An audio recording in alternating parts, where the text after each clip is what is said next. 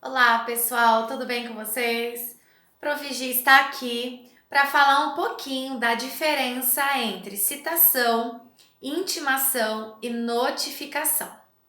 Bom, primeira coisa que nós temos que destacar aqui é que esses atos processuais estão de acordo com o Código de Processo Penal. Então, todas as vezes que eu disser citação, intimação e notificação, entenda como sendo atos processuais dispostos no Código de Processo Penal. Por que eu estou dizendo isso? Justamente porque existe uma diferença entre o CPP e o CPC. Neste sentido, nós temos que destacar aqui alguns pontos que são primordiais para poder entender um pouquinho sobre a citação e todos os demais atos. Primeira coisa, a citação é o primeiro ato processual pelo qual o réu toma conhecimento de que existe uma ação penal contra ele.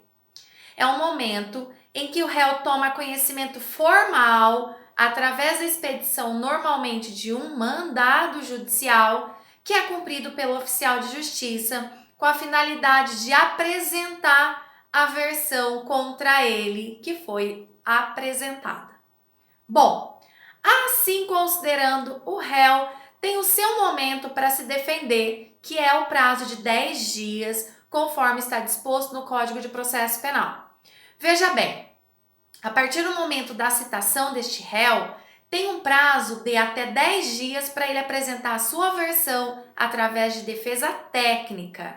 Se porventura o réu não possuir um advogado constituído, ele terá que falar ao oficial de justiça, e assim será feito porque o oficial de justiça pergunta ao réu se ele tem condição de contratar um advogado.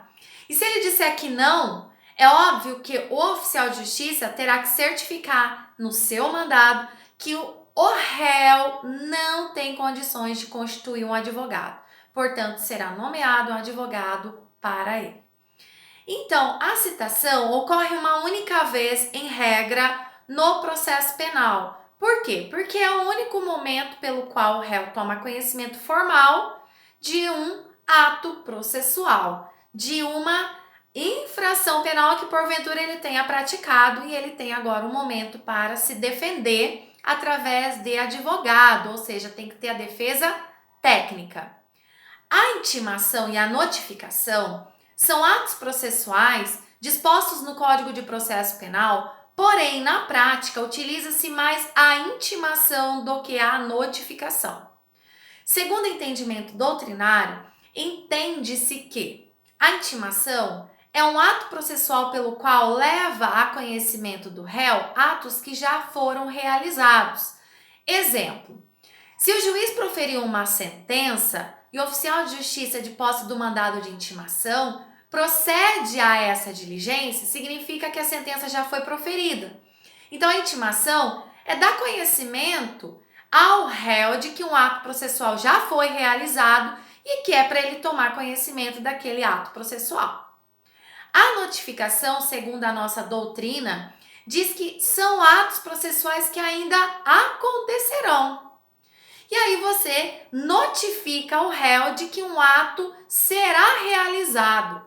Exemplo, uma audiência designada para o dia 20 de agosto. Então veja, se nós estamos em maio, dia 20 de agosto ainda será realizada essa audiência. Então eu notifico o réu de um ato que ainda vai acontecer. Isso daí é uma circunstância apresentada pela doutrina, mas que na prática não se utiliza muito. Nós utilizamos muito os atos processuais chamados de citação e de intimação. Veja bem, a citação no processo penal, em regra, é realizada por mandado.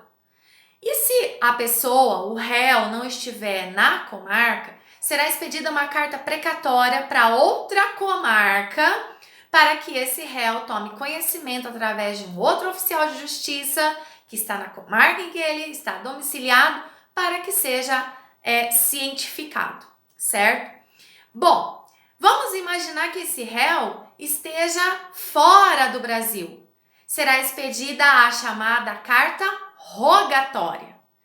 E se de repente vier uma ordem do Tribunal de Justiça ou de um órgão superior para que seja realizada uma citação? Vai ser expedida uma carta de ordem. Bom, pessoal, com relação à citação, então, só para a gente poder destacar, é o primeiro ato processual pelo qual o réu toma conhecimento de uma ação penal contra ele que está sendo ofertada. E é o momento que ele tem para se defender através de uma defesa técnica chamada advogado.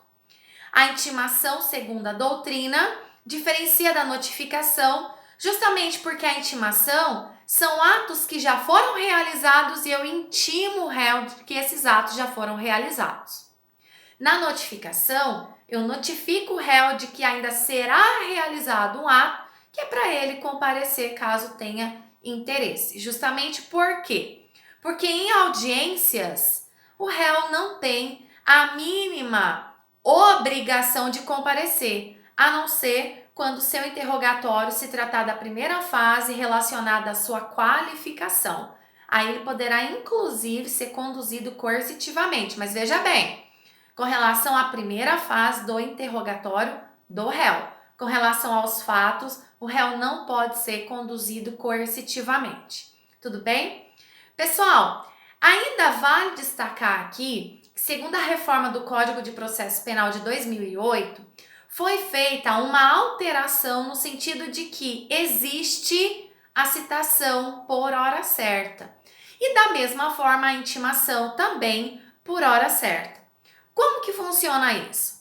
Tanto a citação como a intimação por hora certa são aqueles casos em que o oficial de justiça se dirige até o endereço constante no mandado por 3 vezes consecutivas e lá ele percebe que o réu não quer atendê-lo, ou seja, existe uma ocultação deste réu para atendimento do senhor oficial de justiça. Na terceira vez, o oficial de justiça certifica, inclusive também consta na sua certidão de que intima alguém da casa ou um vizinho ou alguém que esteja passando, dizendo que no dia X e no horário Y voltará para proceder à citação ou à intimação daquele réu por hora certa. E aí ele vem naquele dia, naquele horário, previamente agendados, e chegando até o local, se porventura o réu não estiver, ele pode proceder à citação ou intimação em qualquer pessoa que esteja no local e, se não tiver ninguém no local, um vizinho ou alguém que estiver passando pela rua. Então veja, é uma novidade trazida pela reforma do Código de Processo Penal brasileiro desde 2008. Não precisa do oficial de justiça ter autorização judicial para proceder desta forma. Já automaticamente percebendo que o réu se oculta por 3 vezes, com o mesmo mandado ele já consegue proceder à citação ou intimação com hora certa. Certifica tudo certinho, os dias e horários que ele fez a diligência, porém o réu se ocultava em todas as diligências. Uma situação bem interessante também que a gente tem que destacar aqui, que vale tanto para citação por edital ou como intimação por edital, é no caso do oficial de justiça estar presente naquele endereço constante no mandado e alguém, e de repente a mãe, um vizinho, ou de repente uma própria pessoa que esteja passando na rua, relate que o réu está em lugar incerto e não sabido. A gente até brinca em sala de aula falando, quando o réu estiver em LINS, que são as iniciais do lugar incerto e não sabido, significa que a citação ou intimação será feita por edital. E aí que está o maior problema, porque geralmente quando consta isso em certidão, expede-se o edital de intimação, de citação, e geralmente decreta-se a prisão preventiva. Por quê? Porque existe uma chamada fuga, uma chamada falta de respeito com a justiça. Porque o réu, sabendo que ele está sendo processado, ou se porventura ele já foi ouvido lá na fase de investigação criminal, não tem o porquê ele estar em lugar incerto e não sabido.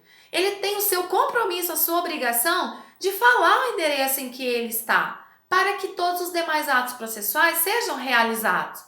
Então aquela velha história de que o réu sumiu e não vai dar nada, isso daí dá problema, gente.